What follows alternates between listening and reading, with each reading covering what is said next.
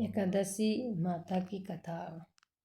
बहुत समय पहले महर्षि मेधा नाम की एक महान ऋषि थे। वे भगवान विष्णु के परम भक्त माने जाते थे। एक बार धरती पर अधर्म और पाप बढ़ने लगा। लोगों के दुख दूर करने के लिए महर्षि मेधा ने कठोर तपस्या की। उनकी तपस्या से देवता भी प्रसन्न हो गए। कहा जाता है कि माता शक्ति के क्रोध को शांत करने के लिए उन्होंने अपना शरीर त्याग दिया। उनके शरीर का अंश धरती में समा गया। समय बीतते गए, उसी स्थान पर चावल और जौ उत्पन्न हुए। इसीलिए चावल और जौ को महर्षि मेधा का अंश माना जाता है।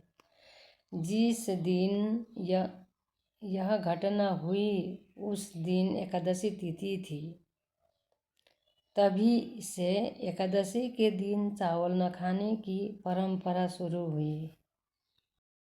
लोग मानते हैं कि इस दिन चावल खाने से व्रत का पुण्य कम हो जाता है।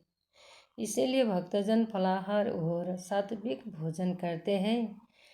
एकादशी का व्रत भगवान विष्णु को बहुत प्रिय माना जाता है। इस दिन भक्ति पूजा और नाम जप करने से मन शांत होता है। व्रत करने से शरीर और मन दोनों पवित्र बनते हैं। एकादशी हमें संयम और नियम का महत्व सिखाती है। यह दिन बुरे विचारों को छोड़ने की प्रेरणा देता है। भगवान के प्रति श्रद्धा और विश्वास बढ़ता है।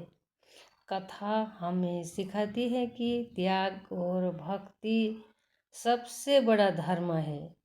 दूसरों की भलाई के लिए किया गया कार्य कभी व्यर्थ नहीं जाता। हमें भोजन का आदर करना चाहिए और अन्न का अपमान नहीं करना चाहिए। कहती है एकादशी का व्रत आत्मा की शुद्धि का मार्ग माना गया है।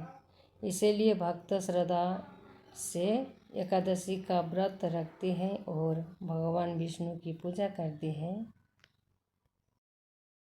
इस कथा से मिलने वाला बातें: भगवान पर विश्वास रखना चाहिए। जीवन में संयम और नियम जरूरी है। त्याग और सेवा सबसे बड़ा पुण्य है। राधे राधे। एकादशी की कथा पसंद लगे तो एक लाइक कर दीजिएगा।